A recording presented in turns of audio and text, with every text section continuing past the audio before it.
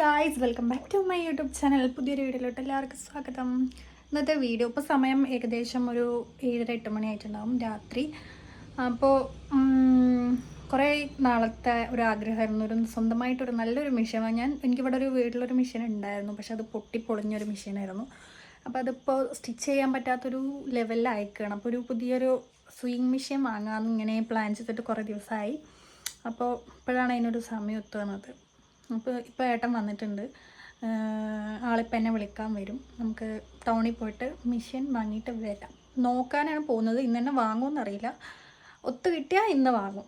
അപ്പോൾ എന്തായാലും അതൊരു വ്ളോഗ് എടുക്കാമെന്ന് വിചാരിച്ചു. വീഡിയോയിലോട്ട് കിടക്കാം. ഞാൻ അങ്ങനെ റെഡി ആവണമെന്നില്ല, ബിക്കോസ് രാത്രിയാണ്, മഴയാണ്, ബൈക്കിലാണ് പോകുന്നത്. ജസ്റ്റ് ഒന്ന് പൗഡർ ഇടുക, ലിപ്സ്റ്റിക്ക് ഇടുക, പോവുക, ഇത്രയേ ഉള്ളൂ.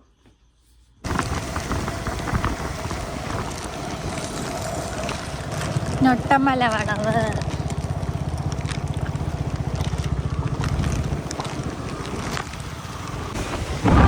മിഷീൻ കട അടച്ചിട്ടാണ്. നമുക്ക് തിരിച്ചു പോകാം. വേറൊരു കട അവിടെ ഉണ്ട്, അതുകൊണ്ട് നോക്കിയിട്ട് പോകണം. മഴയാണ് ഗൈസ് ഫുള്ള്.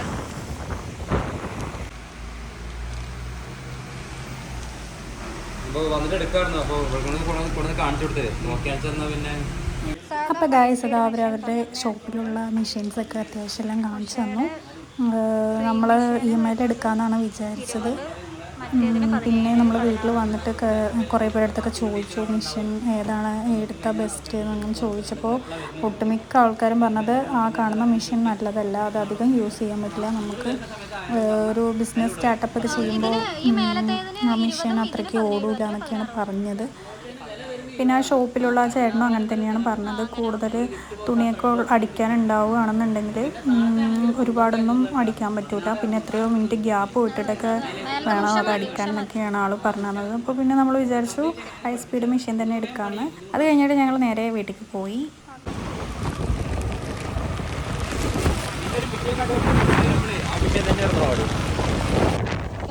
നമ്മളങ്ങനെ തിരിച്ചു പോവുകയാണ്.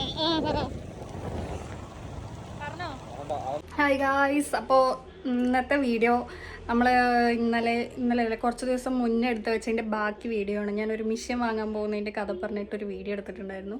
അപ്പോൾ അത് ഫുള്ളാക്കാൻ പറ്റിയില്ല. അപ്പോൾ അതിൻ്റെ ഒരു ബാക്കി വീഡിയോ ആണ്. അതായത് ഞാൻ ഇവിടുന്ന് നമ്മുടെ നാട്ടിൽ നിന്നൊക്കെ പോയി മെഷീനൊക്കെ നോക്കി, കുഴപ്പമൊന്നും ഉണ്ടായിരുന്നില്ല. അത്യാവശ്യം നമ്മൾ EMI എടുക്കാമെന്നാണ് ആദ്യം വിചാരിച്ചത്.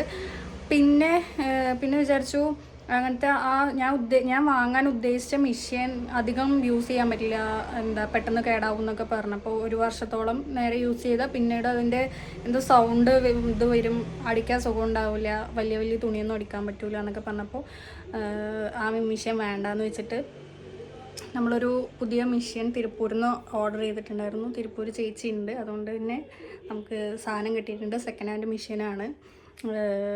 ഇന്നാണ് ഇവിടെ എത്തിയത്. അങ്ങനെ നമ്മളെ സാധനം ഡെലിവർ ആയിട്ടുണ്ട്, നമ്മുടെ സാധനം വീട്ടിലെത്തിയിട്ടുണ്ട്. നമുക്ക് ഇപ്പോൾ അത് കയറ്റി വെച്ചേ ഉള്ളൂ, ഞാൻ ഓപ്പൺ ചെയ്തിട്ടില്ല. നമുക്ക് ഒരുമിച്ച് ഓപ്പൺ ചെയ്യാം, കാണിച്ചു തരാം. അപ്പോൾ ഇതാണ് മെഷീൻ.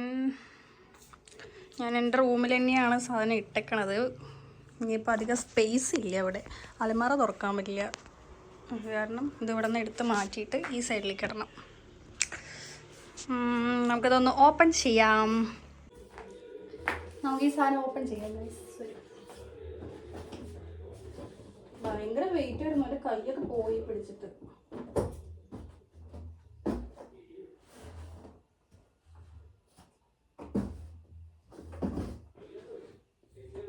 ഇതിൽ എന്തൊക്കെയോ എണ്ണയൊക്കെ ആയിട്ടുണ്ട് നല്ലോണം. എന്താണെന്ന് അറിയില്ല, പൊട്ടിച്ച് നോക്കുമ്പോൾ അറിയാം.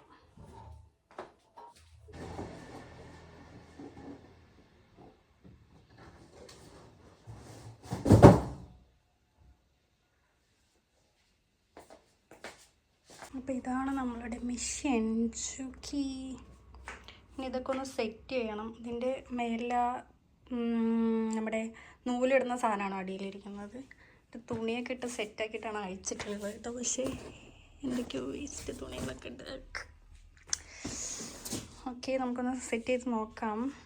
എനിക്ക് സത്യം പറഞ്ഞാൽ ഞാൻ ഈ മെഷീൻ ആദ്യമായിട്ടാണ് ഉപയോഗിക്കുന്നത്. എനിക്കതിൻ്റേതായൊരു ഇതൊക്കെ ഉണ്ട്. എണ്ണയൊക്കെ എവിടേക്കൊക്കെ ലീക്കായി പോയ പോലെ ഉണ്ട്. സാരമില്ല, നമുക്ക് നോക്കി നോക്കാം. ഞാനിത് സെറ്റ് ചെയ്തിട്ടുണ്ട്, അടിയിൽ സ്ക്രൂ ഇട്ട് മുക്കിയിട്ടുണ്ട്. നമുക്ക് ഇതൊക്കെ ഒന്ന് തുടച്ച് വൃത്തിയാക്കാം. തുടങ്ങട്ടെ കേട്ടോ, ഭയങ്കര പൊടിയും എണ്ണയൊക്കെ ആയിട്ടുണ്ട്.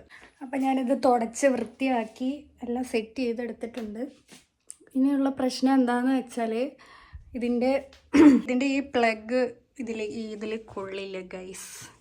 ഇത് ചെറുതായിപ്പോയി. അല്ല ഇത് വലുതാണ്, അത് ചെറുതായിപ്പോയി.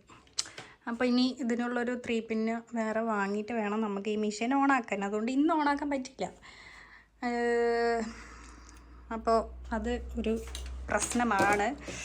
അപ്പോൾ ഞങ്ങൾക്ക് റെഡിയാക്കി എടുത്തിട്ടുണ്ട്. ഇങ്ങനെയൊക്കെ തന്നെ ആയിരിക്കുന്നു വിചാരിക്കുന്നു. ഇനി ഇത് ഓണാക്കി നോക്കുമ്പോഴേ അറിയുള്ളൂ ഇതിൻ്റെ സംഭവങ്ങൾ എങ്ങനെയൊക്കെയാണെന്നൊക്കെ.